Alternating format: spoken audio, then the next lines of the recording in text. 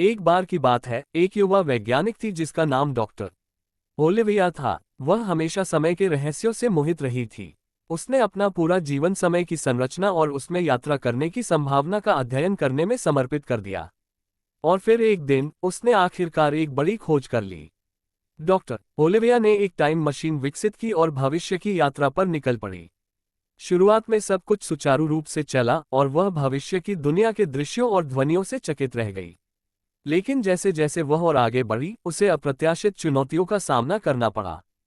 भविष्य की दुनिया बहुत ही अलग थी, जहां उन्नत तकनीकें थीं और समाज भी उसकी अपनी दुनिया से काफी भिन्न था। डॉक्टर ओलिविया नैतिक दुविधाओं और कठिन निर्णयों से जूझने लगी और इस अजनबी दुनिया में अपनी जगह खोजने का प्रयास करने लगी। चुनौतियों के बावजूद डॉक्टर ओलिविया अपनी यात्रा जारी रखने के लिए दृढ़ थी। उसे अपनी जिज्ञासा और ज्ञान की प्यास आगे बढ़ा रही थी और वह नई ऊंचाइयों तक पहुंची क्योंकि वह इस भविष्य की दुनिया का अन्वेषण कर रही थी। आखिरकार डॉक्टर ओलिविया अपनी यात्रा के अंतिम पड़ाव पर पहुंची, लेकिन वह अपने समय में लौटने के लिए तैयार नहीं थी। उसे भविष्य की दुनिया से प्रेम हो गया था और जो ज्ञान और अनुभव उसे यहाँ मिला, वह उसे छोड़ना नहीं चाहती थी। इसलिए उसने यहीं रहने का फैसला किया और भविष्य में रहकर इसकी हर गहराई को समझने और खोजने के लिए प्रतिबद्ध हो गई।